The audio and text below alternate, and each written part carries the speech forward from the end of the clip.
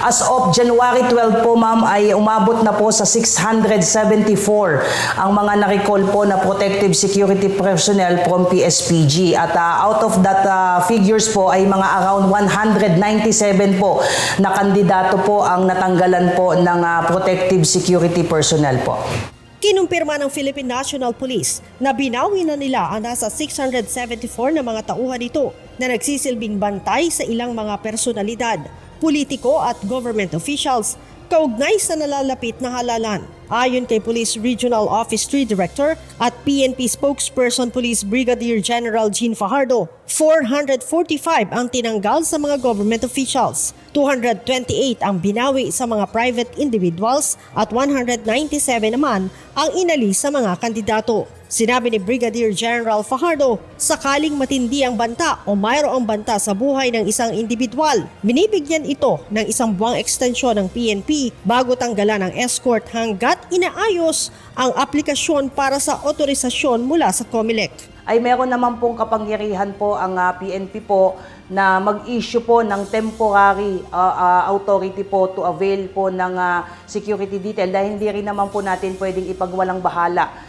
yung threats po, particularly ng mga kandidato po. So, dapat within 30 days po, unextendable 30 days po, ay bibigyan po sila ng temporary authority to avail po. At yan po ay dadaan po sa Regional Joint Security Control Center na ang mag-a-approve po niya. At least magre-recommenda po niyan ay yung mga miyembro po ng Regional JSCC at yan naman po ay i-forward po natin sa COMELEC. So, pending po ng approval ng kanilang certificate.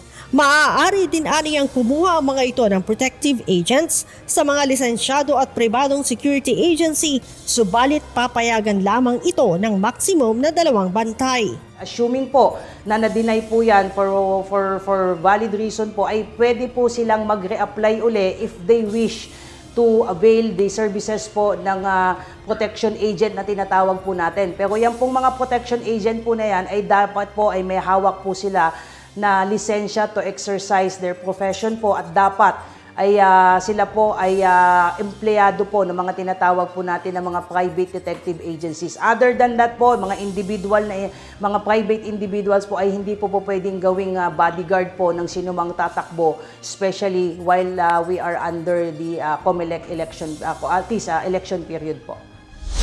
Ang pagbawi ng PNP sa mga police security personnel ay bahagi ng pinatutupad na patakaran tuwing darating ang halalan. Ito'y upang maiiwas o manatiling apolitikal ang mga pulis. Leia Ilagan, UNTV, News and Rescue. Diyos ang aming santigan, serbisyo publiko ang aming pinahahalagahan.